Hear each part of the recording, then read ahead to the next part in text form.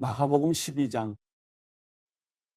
예수께서 그들에게 비유를 들어 말씀하기 시작하셨습니다. 어떤 사람이 포도원을 하나 만들어 울타리를 치고 땅을 파서 포도즙 짜는 틀자리를 만들고 망대를 세웠다. 그러고는 어떤 농부들에게 포도원을 세주고 멀리 떠났다. 수확할 때가 되자 주인은 포도원에서 난 소출 가운데 얼마를 받아오라고 종을 농부들에게 보냈다. 그런데 그들은 그 종을 잡아다가 때리고는 빈손으로 돌려보냈다. 그러자 주인은 그들에게 다른 종을 보냈다. 그러나 그들은 그 종의 머리를 때리고 모욕했다. 주인은 또 다른 종을 보냈지만 그들은 그 종을 죽여버렸다. 그러고 나서도 주인은 계속해서 다른 종들을 많이 보냈는데 농부들은 그 종들을 때리고 더러는 죽이기도 했다. 주인에게는 이제 단 한 사람, 바로 사랑하는 자기 아들이 남아 있었다. 그는 마지막으로 아들을 보내면서 그들이 내 아들은 존중하겠지라고 말했다. 그러나 농부들은 자기들끼리 수근거렸다. 이 사람은 상속자다. 가서 그를 죽이자. 그러면 그 유산은 우리 차지가 될 것이다. 그리하여 농부들은 아들을 데려다가 죽이고 포도원 밖으로 내던져 버렸다. 이렇게 되면 포도원 주인이 어떻게 하겠느냐? 그가 와서 그 농부들을 죽이고 다른 사람들에게 포도원을 줄 것이다. 너희는 성경에서 이런 말씀을 읽어보지 못했느냐? 건축자들이 버린 돌이 집 모퉁이의 머릿돌이 됐다. 주께서 이렇게 하셨으니 우리 눈에 놀랍게 보일 뿐이다. 그러자 그들은 예수께서 말씀하신 이 비유가 자기들을 가리켜 말씀하시는 것임을 알아차리고 예수를 체포할 방도를 모색했습니다. 그러나 백성들을 두려워해 예수를 그대로 두고 가버렸습니다. 그들은 예수의 말씀을 트집 잡아보려고 바리새파 사람들과 헤롯 당원들을 예수께로 보냈습니다. 그들이 예수께 다가와 말했습니다. 선생님, 우리는 선생님을 참된 분으로 알고 있습니다. 선생님은 사람을 겉모습으로 판단하지 않기 때문에 사람으로 인해 동요되지 않고 하나님의 진리를 참되게 가르치신다고 들었습니다. 그런데 우리가 가이사에게 세금을 내는 것이 옳습니까? 옳지 않습니까? 우리가 세금을 내야 합니까? 내지 말아야 합니까? 예수께서는 위선적인 그들의 속셈을 다 아시고 말씀하셨습니다. 왜 너희가 나를 시험하느냐? 데나리온 동전 하나를 가져와 내게 보이라. 그들이 동전 하나를 가져오자 예수께서 그들에게 물으셨습니다. 동전에 있는 얼굴과 새겨진 글자가 누구의 것이냐? 그들은 가이사의 것입니다. 하고 대답했습니다. 그러자 예수께서 그들에게 말씀하셨습니다. 가이사의 것은 가이사에게 바치고 하나님의 것은 하나님께 바치라. 그들은 예수께 몹시 감탄했습니다. 부활이 없다고 주장하는 사두개파 사람들이 예수께 와서 물었습니다. 선생님, 모세가 우리를 위해 쓰기를 만약 형이 자식 없이 아내만 남겨놓고 죽으면 동생이 그 형수와 결혼해서 형의 대를 이을 자식을 낳아야 한다고 했습니다. 그런데 7 형제들이 있었습니다. 첫째가 결혼을 했는데 자식 없이 죽었습니다. 둘째가 그 형수와 결혼을 했는데 그도 역시 자식 없이 죽었습니다. 셋째도 마찬가지였습니다. 그렇게 7 형제 모두가 자식 없이 죽었고 결국 그 여자도 죽었습니다. 7 형제들이 다 이 여자와 결혼을 했으니 부활할 때 이 여자는 누구의 아내가 되겠습니까? 예수께서 대답하셨습니다. 너희가 성경도 모르고 하나님의 능력도 몰라서 그렇게 잘못 생각하는 것이 아니냐. 죽은 사람들이 살아날 때에는 시집도 가지 않고 장가도 가는 일이 없다. 그들은 마치 하늘에 있는 천사들 같이 될 것이다. 죽은 사람의 부활에 대해서는 모세의 책에 가시떨기 나무가 나오는 곳에서 하나님께서 모세에게 말씀하시기를 나는 아브라함의 하나님, 이삭의 하나님, 야곱의 하나님이다 하신 것을 읽어보지 못했느냐? 하나님께서는 죽은 사람들의 하나님이 아니라 살아있는 사람들의 하나님이시다. 너희가 크게 잘못 생각하고 있다. 율법학자들 가운데 한 사람이 와서 그들이 논쟁하는 것을 들었습니다. 예수께서 그들에게 대답을 잘하시는 것을 보고 예수께 물었습니다. 모든 계명들 가운데 어떤 것이 가장 중요한 계명입니까? 예수께서 대답하셨습니다. 첫째로 중요한 계명은 이것이다. 이스라엘아 들으라. 주 우리 하나님은 오직 한 분이시다. 내 마음과 내 목숨과 내 뜻과 내 힘을 다해 주 내 하나님을 사랑하라 하는 것이고, 두 번째로 중요한 계명은 이것이다. 내 이웃을 내 몸과 같이 사랑하라 하는 것이다. 이것보다 더 중요한 계명은 없다. 그 사람이 대답했습니다.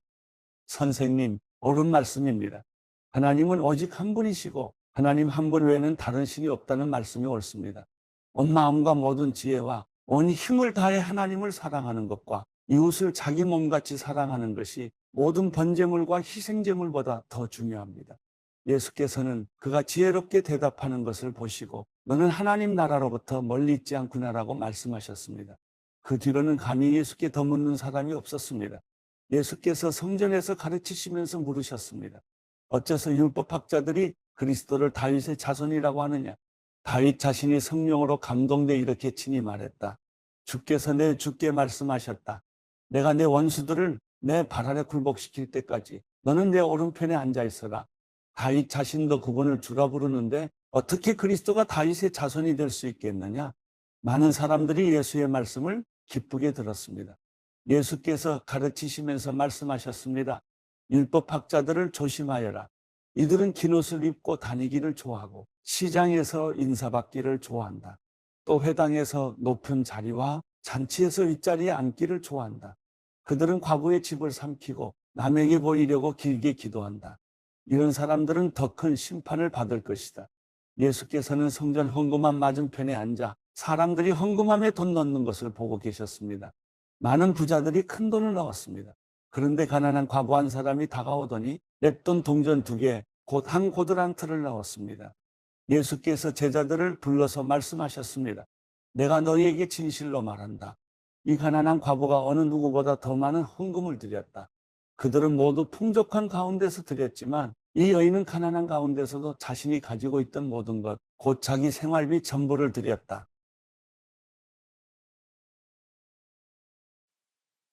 마가복음 13장. 예수께서 성전을 떠나실 때 제자들 가운데 한 사람이 말했습니다. 선생님, 저것 좀 보십시오. 저 큰 돌들하며 웅장한 건물 좀 보십시오. 예수께서 그에게 말씀하셨습니다. 이 훌륭한 건물들을 보느냐? 여기 있는 돌 하나도 그냥 쌓여 있지 않고 하나같이 모두 무너질 것이다. 예수께서 성전 맞은편 올리브 산에서 앉아 계실 때 베드로와 야고보와 요한과 안드레가 따로 나와 예수께 물었습니다. 말씀해 주십시오. 그런 일이 언제 일어납니까? 그런 일이 다 이루어진 무렵에는 어떤 징조가 있겠습니까? 예수께서 대답하셨습니다. 어느 누구에게도 현혹되지 않도록 조심하라. 많은 사람들이 내 이름으로 와서 내가 바로 그다라고 하며 많은 사람들을 속일 것이다. 전쟁이 일어난 소식과 소문이 들려도 놀라지 말라. 그런 일은 반드시 일어나야 하지만 아직 마지막은 아니다. 민족과 민족이 서로 대항에 일어나고 나라와 나라가 서로 대항에 일어날 것이다. 곳곳에서 지진이 일어나고 기근이 들 것이다. 그러나 이런 일은 해산하는 고통의 시작일 뿐이다. 너희는 정신을 바짝 차려야 한다. 너희는 법정에 넘겨지고 회당에서 매질당할 것이다. 그리고 나로 인해 왕과 총독들 앞에 서서 그들에게 증언하게 될 것이다. 먼저 복음이 세상 모든 민족에게 전해져야 한다. 너희가 붙잡혀가서 재판을 받게 될 때 무슨 말을 할지 미리 걱정하지 말라. 때에 맞게 너희에게 주시는 말만 하면 된다. 말하는 분은 너희가 아니라 성령이시다. 형제가 형제를, 아버지가 자식을 배신해 죽게 내어줄 것이다. 자식들이 부모를 배역해 죽게 만들 것이다. 모든 사람들이 나로 인해 너희를 미워할 것이다. 그러나 끝까지 견디는 사람은 구원받을 것이다.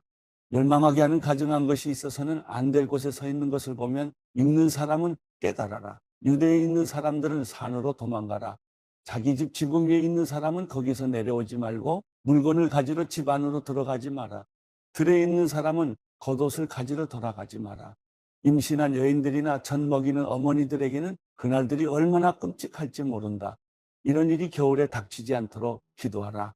그때가 환난의 날들이 될 것이기 때문이다. 이와 같은 환난은 태초에 하나님께서 세상을 창조하신 이후 지금까지 없었고 또 앞으로도 없을 것이다. 주께서 그날들을 줄여주시지 않았더라면 아무도 살아남지 못할 것이다. 그러나 주께서는 자신이 택하신 사람들을 위해 그날들을 줄여주셨다. 그때 누가 너희에게 보라, 여기 그리스도가 있다. 보라, 그리스도가 저기 있다라고 해도 믿지 말라. 가짜 그리스도들과 가짜 예언자들이 나타나 표적과 기사를 보이면서 가능한 한 택함 받은 사람들까지도 미혹할 것이다. 그러므로 정신을 바짝 차리라. 그때가 오기 전에 이 모든 것을 너희에게 미리 일러두는 것이다. 그러나 환난이 지나가면 해가 어두워지고 달이 빛을 내지 않을 것이며 별들이 하늘에서 떨어지고 하늘의 세력들이 무너질 것이다. 그때 사람들은 인자가 큰 권능과 영광 가운데 구름을 타고 오는 것을 볼 것이다. 그때 인자가 천사들을 보내 택함 받은 사람들을 땅 끝에서 하늘 끝까지 사방에서 모을 것이다. 무화과 나무를 보고 배우라. 그 가지가 연해지고 새잎이 돋으면 여름이 가까이 왔음을 안다. 이와 같이 이런 일들이 일어나는 것을 보면 그때가 바로 문 앞에 가까이 온 줄을 알라. 내가 너희에게 진실로 말한다. 이 세대가 지나가기 전에 이 모든 일이 일어날 것이다.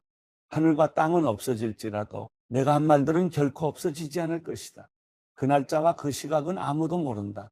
하늘의 천사들도 모르고 아들도 모른다. 오직 아버지만 아신다. 정신을 바짝 차리라. 항상 깨어 있으라. 그때가 언제 올지 알지 못하기 때문이다. 그것은 여행을 떠나는 사람에 비유할 수 있다. 사람이 집을 떠나면서 자기 종들에게 권한을 주고 각 사람에게 할 일을 맡기고 자기 문지기에게 집을 잘 지키라고 명령하는 것과 같다. 그러므로 너희는 항상 깨어 있으라. 집주인이 언제 돌아올지, 곧 저녁이 될지, 한밤이 될지, 새벽이 될지, 아침이 될지 모르기 때문이다. 그가 갑자기 돌아와 너희가 자고 있는 모습을 보게 되는 일이 없도록 하라. 내가 너희에게 하는 이 말은 모든 사람에게 하는 말이니 깨어 있으라.